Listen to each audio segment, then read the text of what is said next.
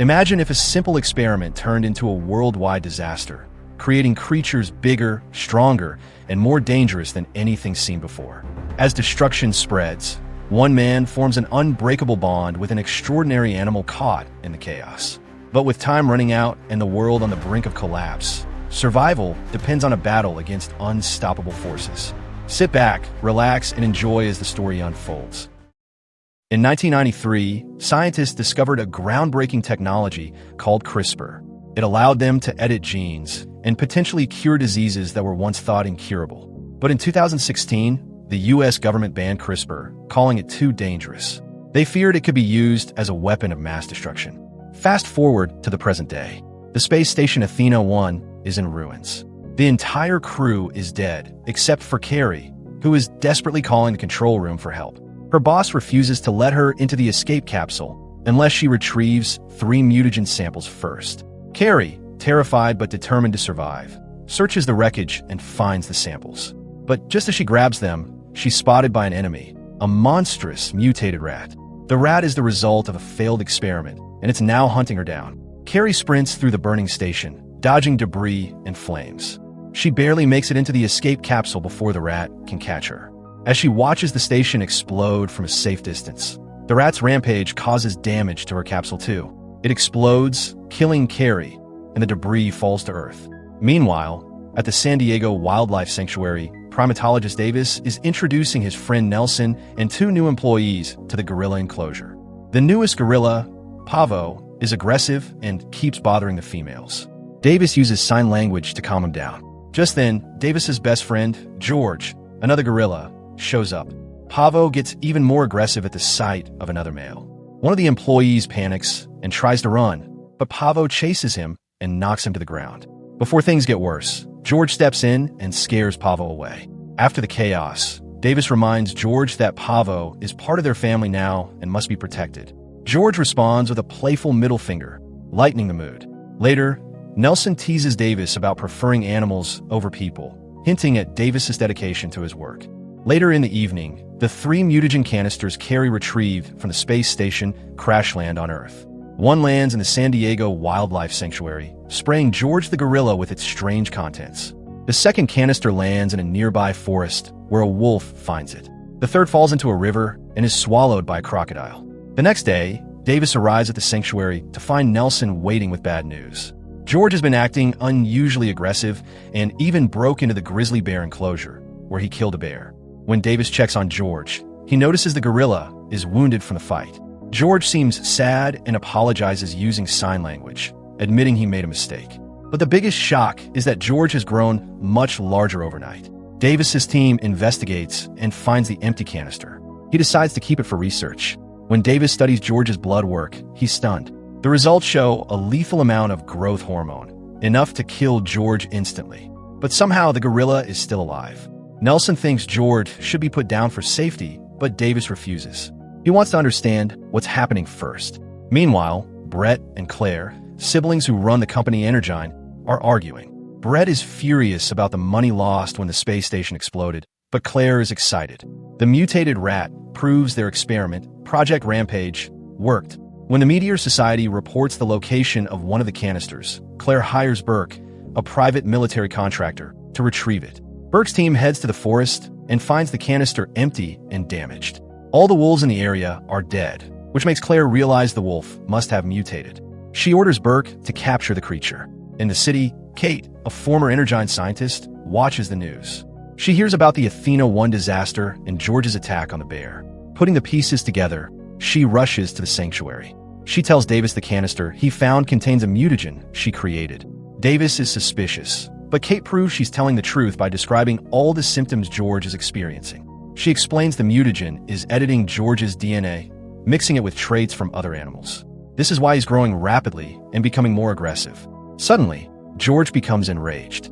He starts pounding on his cage until it breaks, and he escapes. Chaos erupts as George storms through the sanctuary, terrifying guests and even smashing cars with his fists. The police arrive and prepare to shoot him, but Davis steps in. Using sign language, he calms George down. The officers lower their weapons, but a sniper in a helicopter doesn't get the message. He fires tranquilizer darts, knocking George out. Meanwhile, in the forest, Burke and his team are hunting Ralph, the mutated wolf. They spot him from their helicopter and shoot him down. But when they land to find the body, it's gone. Instead, they discover a massive paw print on the ground. The sight makes some soldiers nervous. Moments later, Ralph attacks. He's faster, stronger, and deadlier than before. He kills the soldiers one by one, even as they fire their weapons. The helicopter tries to help with its machine gun, but Ralph's skin has grown too thick. Bullets barely scratch him.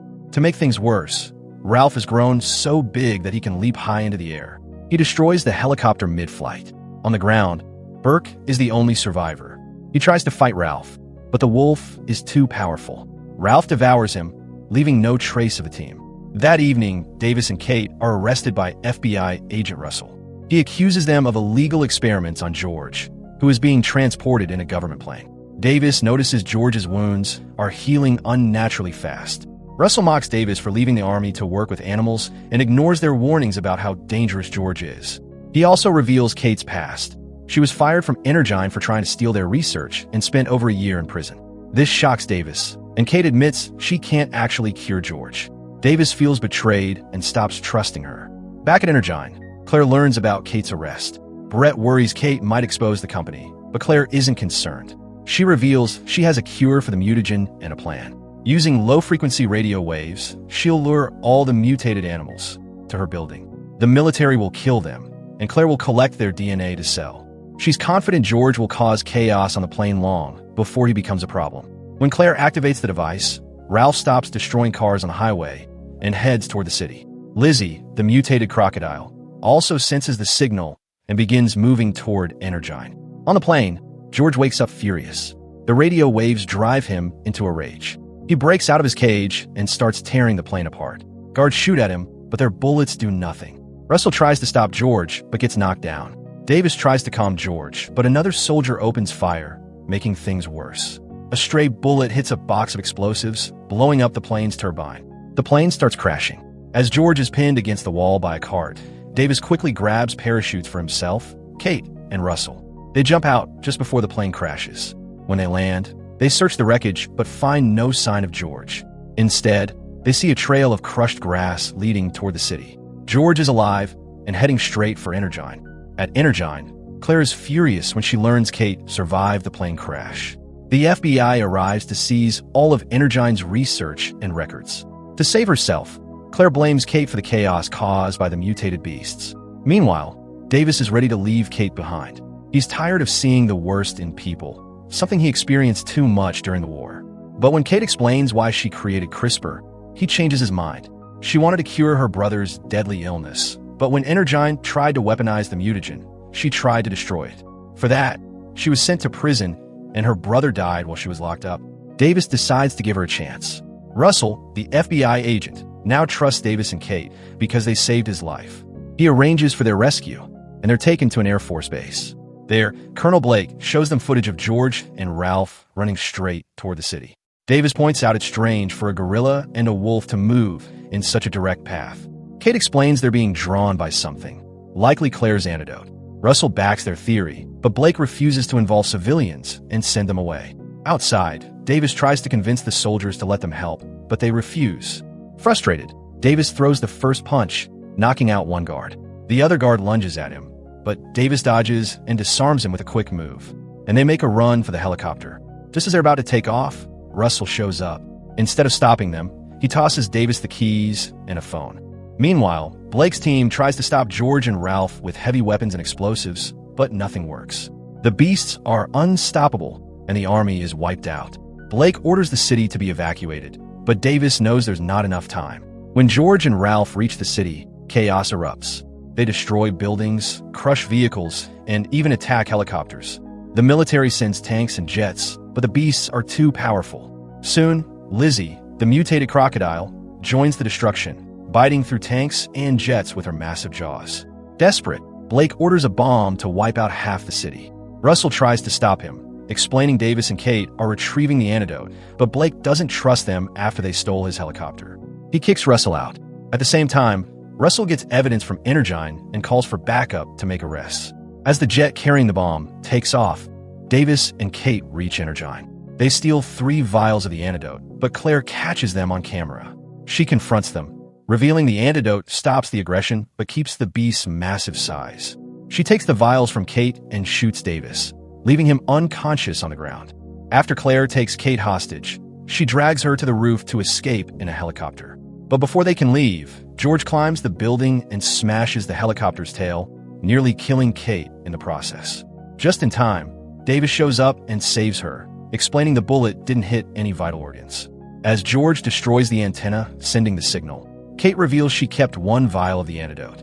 They can still save George. Claire tries to confront them again, but Kate secretly slips the antidote into Claire's bag and punches her. Davis calls for George, who grabs Kate, thinking she's a threat. But by doing so, George unknowingly gets the antidote from Claire's bag.